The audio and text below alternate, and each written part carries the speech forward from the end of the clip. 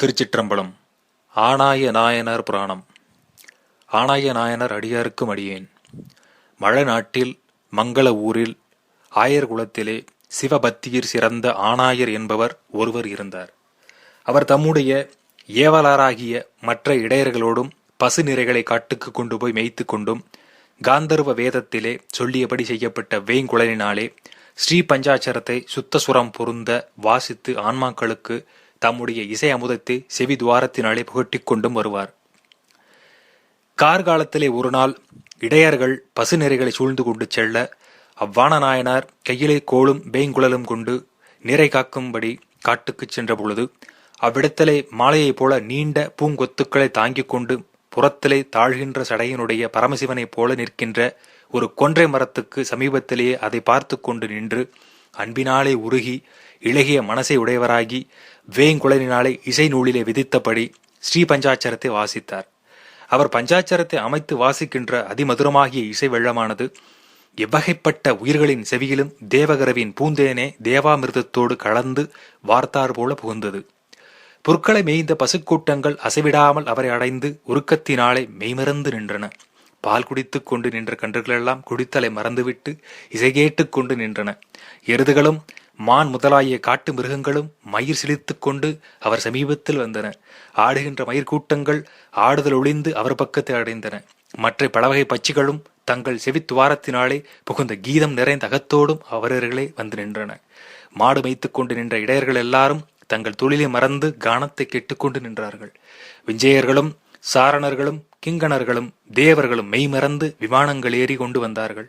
வருத்துகின்ற உயிர்களும் வருத்தப்படுகின்ற உயிர்களும் அவ்விசையை கேட்டு அதன் வசமான பாடியால் பாம்புகள் மயங்கி பயமின்றி மயிர்களின் மேலே விழும். சிங்கமும் யானையும் ஒருங்கே கூடி வரும். மான்கள் புலிகளின் பக்கத்திலே செல்லும். மரக்கொம்புகள் தாமும் சரியாதிருந்தன. இப்படி சரம் அசரம் என்னும் ஆன்மா வர்க்கங்கள் எல்லாம் ஆனாய நாயனாருடைய வேங்குழல் வாசனையை கேட்டு இசைமயமாயின.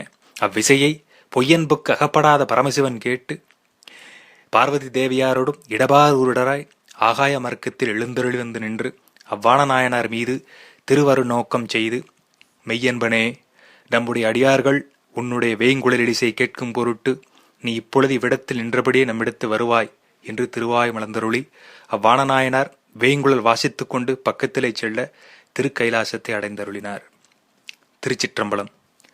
ஆனாய நாயனார் புராண சூசனம். ஸ்ரீ பஞ்சாட்சரத்தை வேங்குழலினால் வாசித்தல். அனாதி தொடங்கி தம்மை வருத்தும் பிறவி நோய் நின்றும் நீங்கி உய்ய விரும்புவோருக்கு அந்நோயை நீக்க வல்ல பரம வைத்தியராகிய சிவனை உணர்த்தும் மந்திரம் ஸ்ரீ பஞ்சாட்சரமேயாம்.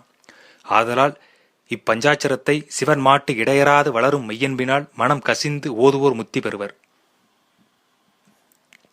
காதலாகி கசிந்து கண்ணீர் மல்கி ஓதுவார் தமை நன்னறிக்கு உய்ப்பது வேதம் நான்கினும் மெய்ப்பொருளாவது நாதன் நாமம் நமசிவாயவே என்றார் திருஞான சம்பந்தமூர்த்தி நாயனார்.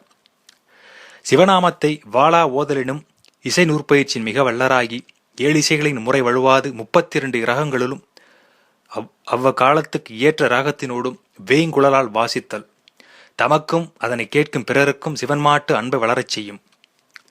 சிவநாமங்கள் எல்லாவற்றிலும் சிறந்த ஸ்ரீ பஞ்சாட்சரத்தை வேங்குழலினால் வாசித்து பெரும் பயன் பெற்றமையார் சிறப்புற்றவர் இவ்வான நாயனார்.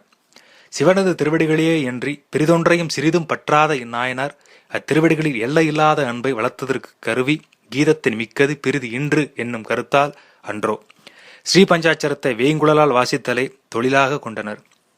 திருச்சிற்றம்பலம். நினைப்பினும் கேட்பினும் இனிமை பயக்கும் இத்திருத்தொண்டை சிவன்மாட்டு இடையராது முருகி வளரும் இயன்போடு செய்தமையால் அன்றோ பொய்யன்புக்கு கெட்டாத பொதுவினிடம் புரியும் சிவன் இவருக்கு வெளிப்பட்டு எப்பொழுதும் சென்னின்ற மனப்பெரியோர் திருக்குழல்வா சனை கேட்க விண்ணின்ற நிலையே நம் பாலனவாய் என்று திருவாய் மலர்ந்தருளினார். திருச்சிற்றம்பலம். தில்லையம்பலம். சிற்சபேசா சிவசிதம்பரம்.